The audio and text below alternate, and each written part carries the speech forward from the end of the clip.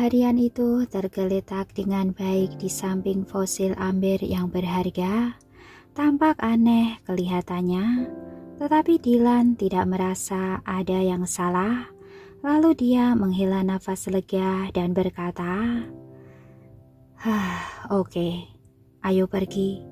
Sekarang kita bisa membiarkan Alicia mencari lokasi mereka dan mengirimkannya kepada kita. Dia ingin tahu siapa yang begitu ingin membunuhnya sampai tega mengorbankan ratusan nyawa hanya demi untuk membunuh dirinya. Oke, sambil berjalan keluar Xavier berkata, kalau begitu, beri aku nomor kontaknya. Dylan melirik Xavier dengan ringan dan berkata, biar aku saja yang menghubunginya. Ekspresinya menunjukkan seolah-olah dia mencurigai Xavier. Banyak tanda tanya yang melayang-layang di atas kepala Xavier, dan sebuah lirik dari seorang penyanyi terkenal seolah-olah bergema di benaknya. Adik kecil, apakah kau memiliki begitu banyak tanda tanya? Di Villa Sebastian, ketika Dylan mengirim SMS ke Alicia, Alicia baru saja menyuap salah satu pelayan Selena di villa. Alicia telah lama memperhatikan dan menyelidiki pelayan ini secara diam-diam.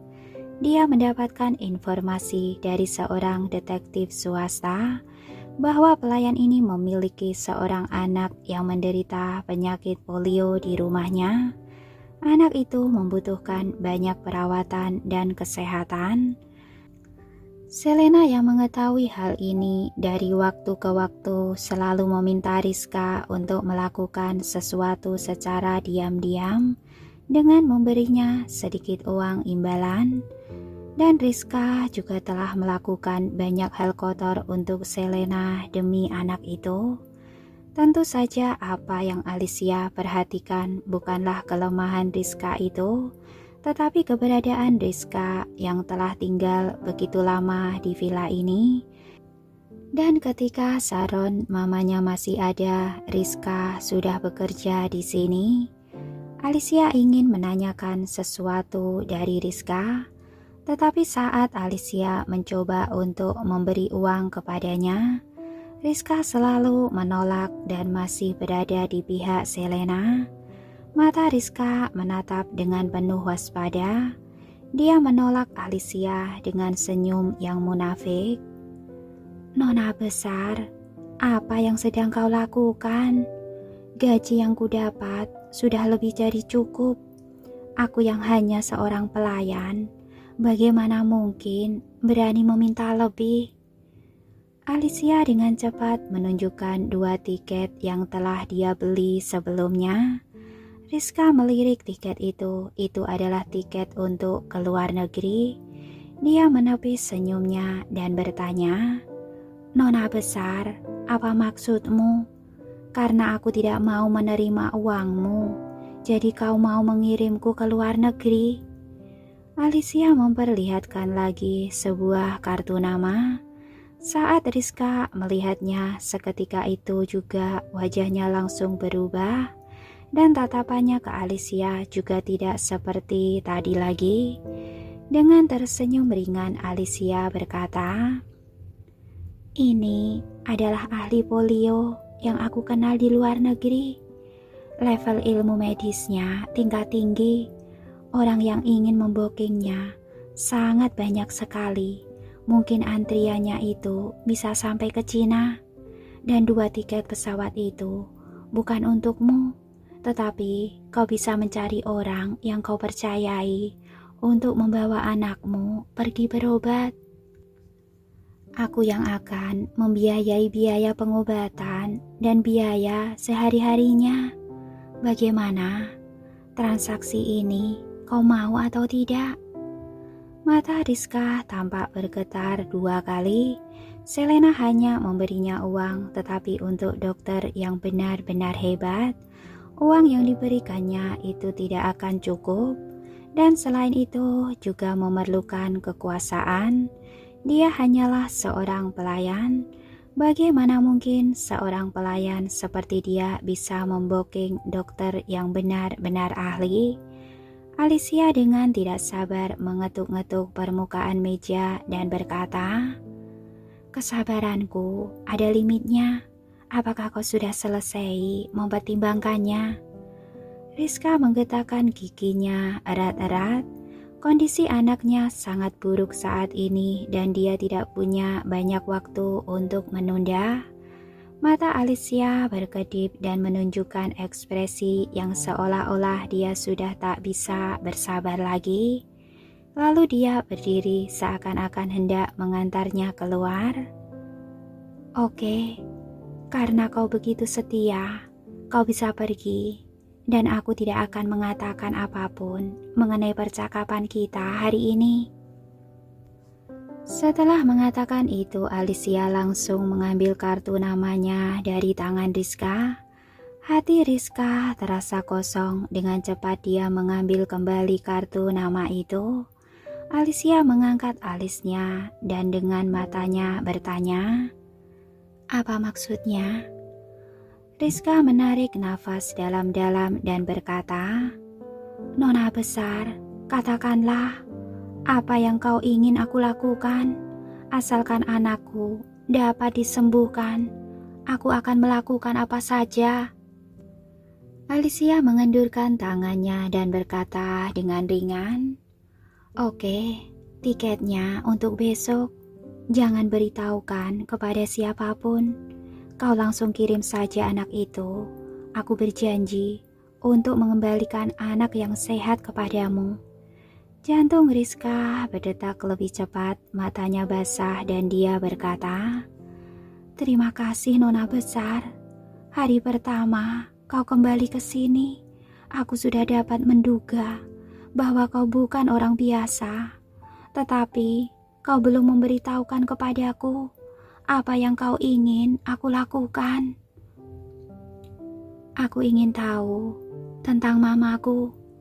Begitu Alicia selesai mengatakannya, wajah Rizka langsung menjadi pucat, seolah-olah dia telah menyebutkan sesuatu yang mengerikan. "Ada apa?" Alicia bertanya. "Mengapa kau bereaksi seperti ini?" Rizka mengecilkan suaranya dan berkata, "Mantan Nyonya besar itu tabu untuk disebutkan di rumah dan tidak ada yang boleh membahasnya. Jika Tuhan sampai tahu, kita semua pasti akan dihukum. Nyonya besar yang sekarang juga tidak suka mendengar apapun yang berhubungan dengan mantan Nyonya besar." Alicia mengerutkan keningnya dan berkata, "Tenanglah, Nyonya besarmu sekarang sedang berada di kuil dan tidak akan kembali untuk sementara. Sedangkan Papa, dia terlalu sibuk dengan laporan keuangannya, jadi tidak akan datang ke sini. Sekarang kau katakan kepadaku, apa yang kau ketahui tentang mamaku? Katakan dengan jelas." Rizka tidak langsung mengatakannya, tetapi dia keluar untuk menutup pintu terlebih dahulu, lalu menghampiri Alicia kembali. "Nona besar, sebenarnya ada rumor yang beredar di lingkungan para pelayan senior kita. Mereka mengatakan bahwa Tuan dan Nyonya lah yang membunuh mantan Nyonya besar secara bersama-sama. Lagi pula, bagaimana mungkin ada seorang adik ipar menikah dengan suami kakaknya?" "Rumor?" Alicia menggelengkan kepalanya dan berkata, "Aku tidak mau tahu tentang rumor. Kau katakan saja apa yang kau ketahui. Mari kita mulai dengan hari di mana mamaku mengalami kecelakaan. Apakah ada sesuatu yang tidak biasa hari itu?" Rizka mengingat-ingat kembali dan berkata, "Hari itu sebenarnya hampir sama seperti hari-hari biasanya. Mantan Nyonya besar mengantarmu ke sekolah TK, lalu pergi bekerja. Setelah itu, kami mendapat kabar dari perusahaan yang mengatakan dia bunuh diri dengan melompat dari atas gedung. Alicia tampak serius dan bertanya, "Aku tahu tentang ini semua. Coba beritahukan sesuatu yang aku tidak tahu. Kau pikirkan baik-baik, apakah ada hal yang tak wajar hari itu?" "Tidak wajar. Ada juga. Biasanya Tuan bangun kesiangan, kemudian langsung pergi mencari seseorang untuk bermain kartu. Tetapi di hari itu, dia bangun pagi-pagi sekali, dan ketika hendak keluar rumah, dia tidak mengenakan pakaian kasual yang biasanya dikenakan untuk bermain kartu. Dia malah mengenakan setelan jas karena Tuan jarang memakai jas sebelumnya, jadi aku sangat mengingat kejadian itu." Dengan diam-diam Alicia menggetakkan giginya. Sepertinya dugaannya benar, kematian mamanya pasti ada hubungannya dengan David. Tetapi ini belum cukup. Ada lagi yang lain. Aku tidak dapat mengingat lagi jika ada sesuatu yang tidak wajar hari itu. Tetapi di hari pemakamannya, Nyonya besar yang sekarang menangis dengan sangat sedih.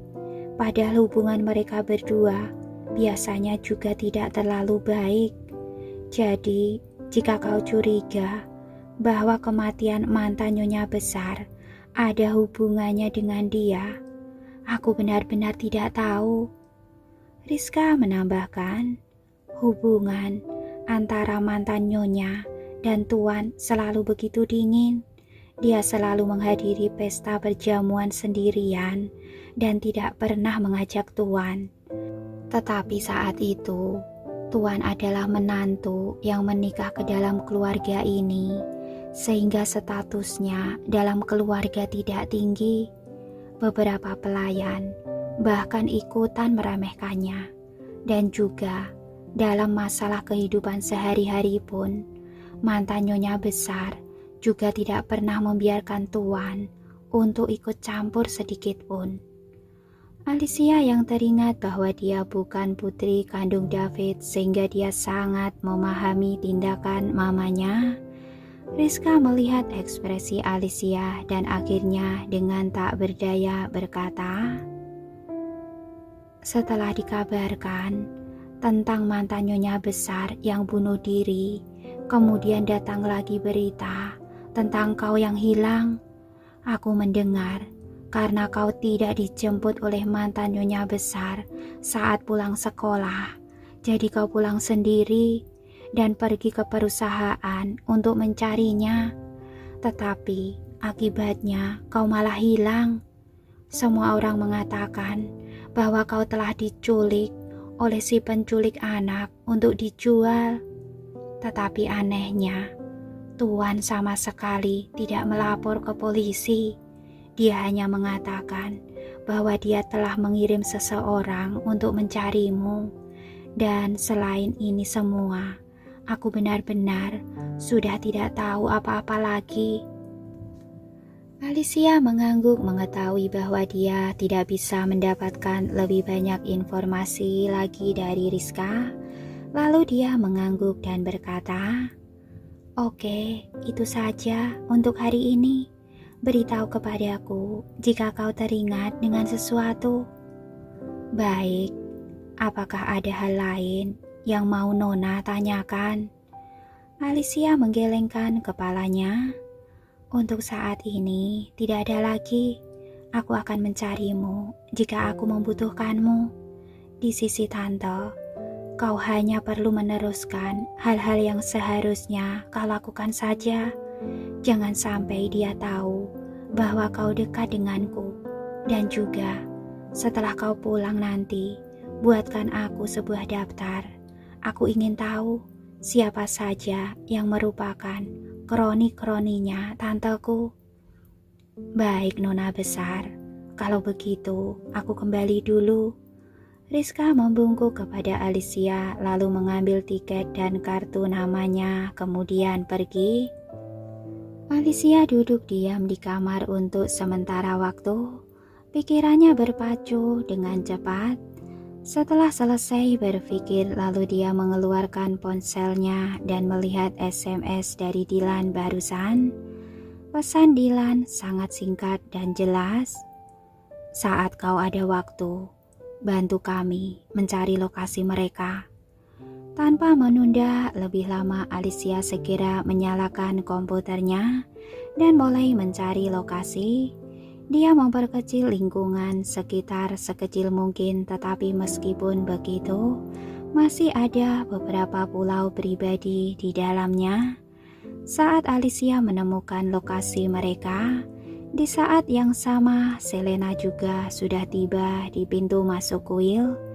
Begitu keluar dari mobil, dia melihat Stella berjalan keluar dari dalam kuil dengan ekspresi dingin di wajahnya dan nada yang sangat buruk berkata, "Kalian ini satu demi satu kesini. Apakah telah menganggap tempat aku ini sebagai hotel?" Selena memaksakan senyumnya dan menyapa, "Kakak." Stella menatapnya dengan dingin dan berkata, "Belakangan ini ada banyak peziarah datang ke sini, jadi kamarnya tidak cukup. Kedepannya, kau akan tidur di kamar yang sama denganku." Wajah Selena langsung membeku untuk sejenak dan dia berkata, "Aku tak enak hati merepotkanmu. Lebih baik aku satu kamar dengan Marsha saja." "Sasa?" Stella tersenyum dengan aneh dan berkata, "Aku sudah menanyakannya, tetapi dia bilang dia tidak mau sekamar denganmu." Selena mengangkat matanya dengan heran. "Bagaimana mungkin?" "Kalau begitu, kau tanyakan sendiri saja kepadanya," ujar Stella sambil berjalan ke dalam kuil dan meninggalkannya sendirian. Selena yang telah bertanya di sepanjang perjalanannya akhirnya menemukan Marsha yang sedang memotong kayu. Dari jauh dia bisa melihat bahwa itu adalah Marsha yang telah kehilangan berat badannya hanya dalam waktu beberapa hari. Melihat itu Selena merasa hatinya pilu dan sakit. Lalu dia bergegas merebut kapak dari tangan Marsha dan berkata, "Bagaimana mungkin kau melakukan pekerjaan kasar seperti ini? Masker tangan yang biasanya kau lakukan itu sia-sia saja." Marsha mengambil kapak itu kembali dengan dingin dan tanpa menatap Selena sama sekali.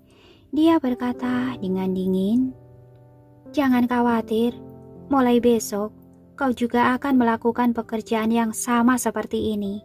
Sampai papa bermurah hati untuk menjemput kita pulang." Tak satu pun dari mereka yang tahu bahwa setiap surat mereka telah diambil oleh Alicia. Jadi Marsha merasa Selena sama sekali tidak peduli padanya. Dan saat bertemu dengan Selena lagi, sikapnya terhadap Selena juga tidak terlalu baik.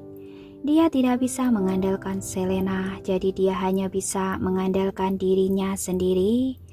Dan untuk tinggal di sini, hal yang paling penting untuk dilakukan bukanlah melakukan perawatan kulit, tetapi harus sedapat mungkin menyenangkan Stella. Dan sehari dapat makan 3 kali adalah hal yang sangat penting. Melihat sikap Marsha yang tidak wajar itu, kemudian Selena mengangkat alisnya dan bertanya, "Sasa, mengapa kau berbicara seperti itu kepada mamamu ini?" Marsha mencibir, "Mama, kau kira kau pantas mendapatkan sebutan ini? Kau jangan mengira aku tidak tahu bahwa kau masih ada pria lain di luaran selain papa. Kau ini sebenarnya kenapa?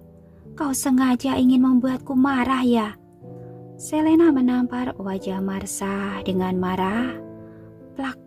Sebuah tamparan yang kencang mendarat di wajahnya. Marsha menutupi wajahnya yang kesakitan. Dan karena tamparan di wajahnya ini, tatapan Marsha berangsur-angsur berubah menjadi dingin dan pahit terhadap Selena. Sekarang Marsha bahkan curiga jika dia sama sekali bukan putri kandung Selena.